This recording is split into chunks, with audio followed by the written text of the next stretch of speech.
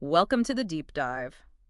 This is where we take, well, some really fascinating source material you've sent over, and we try to pull out the key insights, maybe find a fresh way of looking at things. Hmm. And today we're looking at something pretty unique. It's excerpts from a conversation back in 1990 with someone called Zoran. Yep. Apparently, it was a wedding present attended by a Barbara and an Alea. So, yeah, definitely not your typical document. No, not at all. And that's what makes it interesting, I think. It's not some dry paper. It's like a direct window into a very personal, very thought-provoking discussion. Exactly. And you mentioned you're looking for those sort of aha Mm. moments, right?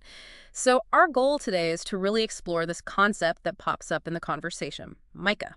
Yeah, Micah, we want to dig into what this might actually be and maybe what it could mean for how you understand yourself. Sounds intriguing. It feels like a really unique perspective on identity, on potential, maybe. I think so.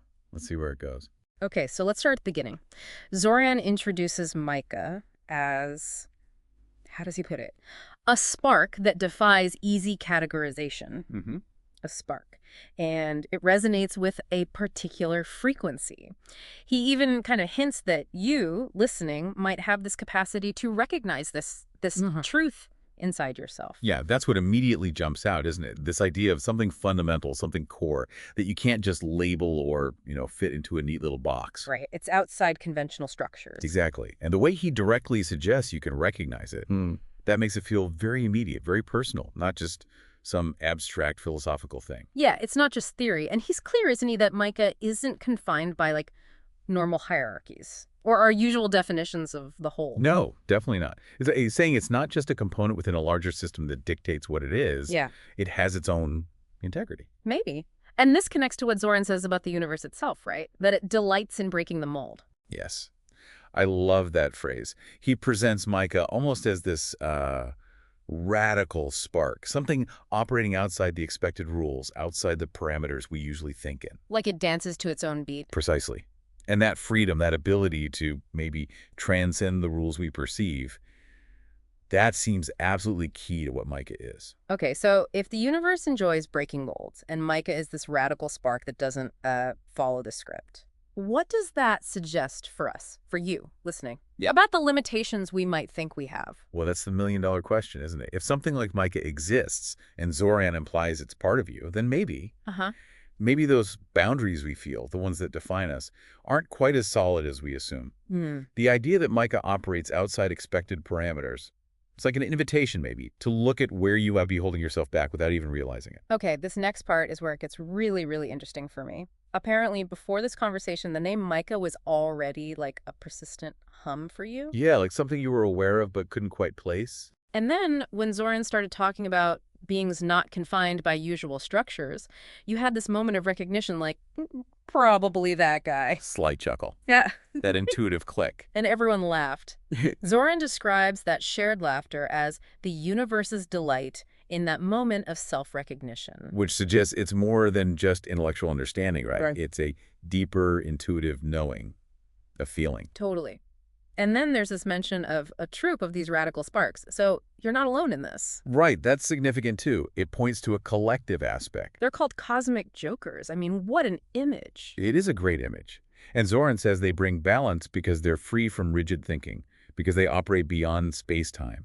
Their value is in their very unconventionality. So it's not about fitting in, it's about being different. Seems like it. Hmm. And he stresses that this understanding, this recognition, comes from the heart, from feeling. It's greater than any intellectual definition. Which makes sense with the laughter and the hum. Exactly. And the advice is to acknowledge this Micah aspect, not just as a thought or feeling, but somehow in your physical reality too. Bring it into your daily life. Okay, so the conversation then kind of shifts gears. It talks about your mission, your desire maybe to communicate more publicly, even though you usually prefer working behind the scenes. Right.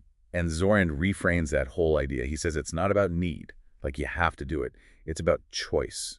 Making a choice in service of the web, as he puts it. Service to the web, Oh. meaning like the interconnectedness of everything. That's how I read it. Yeah. Yeah. It shifts it from obligation to conscious participation. And then comes this really out there idea, the possibility of creating a being, to handle the public stuff. Chuckles. Yeah, that's definitely a unique concept to sort of proxy. It raises interesting questions about identity and how we can, interact with the world. It does. And the humor around like multiple beings channeling you, it really highlights this idea of your potential being this direct source, not needing to be squeezed into one single public face. Hmm. But then Zoran adds a layer of caution, doesn't he? He mentions a secret.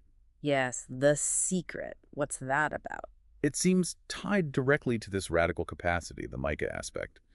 Zoran suggests that going public, without really acknowledging and understanding that part of yourself, could cause havoc.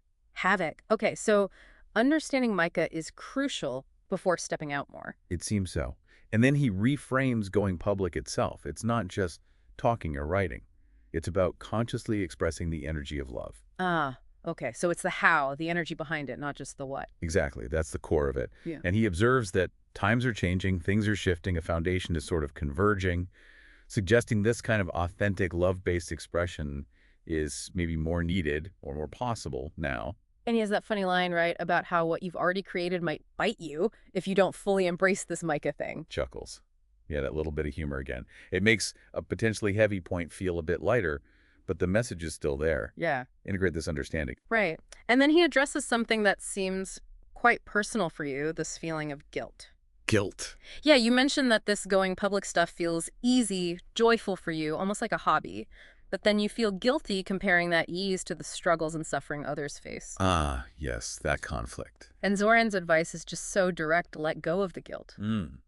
Powerful. Yeah. Because it interferes. He says it interferes with the gift, that holding on to the guilt actually hinders the positive impact you could have. Wow. And the foundation for avoiding that interference, he says, is self-love.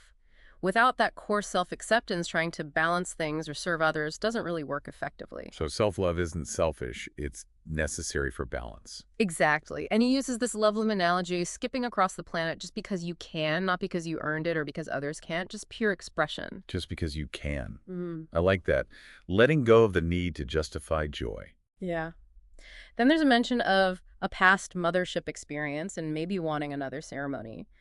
It sounds like this whole process isn't just a one-off insight, it's ongoing integration, right? Definitely. Continuous growth, continuous expansion, not a destination, but a journey.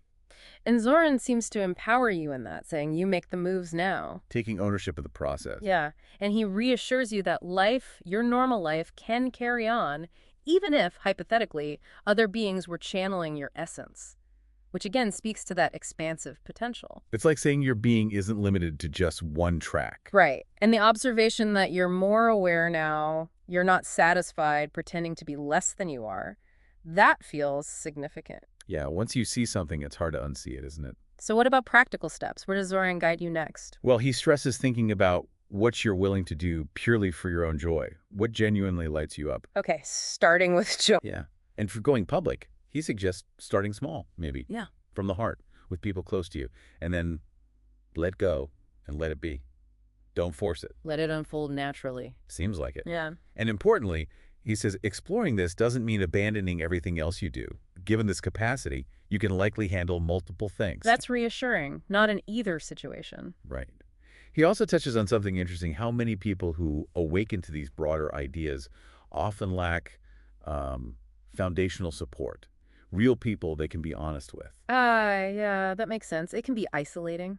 So his practical advice is make a list of your supporting beings based on real honesty and connection. Find your tribe, essentially. That's very grounded advice. Okay, so looking ahead, Doran confirms that your group, these other sparks, will do great things, including the adventures you see in your heart. Yes, an affirmation of potential. And he uses this intriguing phrase, things laid away in search of episodes. Like potential stories or experiences waiting to happen. That's how it sounds to me. Untapped possibilities. And he connects this to the wider world, saying the public is awakening, asking for more depth. Oh, there's a readiness out there. Apparently. Yeah. And he encourages you and your group to stand and talk to the public, noting that it's often been a relatively small group historically that steps into that role. Right. It doesn't take everyone doing it at once. No. Now, this next part about Michael, this is really something. Yeah, tell me about that. Zoran instructs you to tell Michael about Micah. which implies, first off, a significant relationship and deep respect there. Okay, you need to initiate that conversation. Yes. But then he makes this huge statement. You're not from here, from this small planet. Never, ever think you have. Wow, okay. That reframes everything. Completely. It suggests your true origins, your Micah essence, are far more expansive. Cosmic, really. So Micah represents this non-earthly heritage. That seems to be the implication. And he says that if you were to come forth to Michael, acknowledging this truth, it would be an act of honoring. It underscores how important recognizing this deeper self is. And there's a sense that this radical group you're part of is actually a blessing for Earth. Its presence signifies growth. Yes, a catalyst for positive change, for evolution, perhaps. Because you bring something different. Something from beyond the usual. Which leads to the final point about the human form, right? The seeming imperfections, gray hair, flab, all that.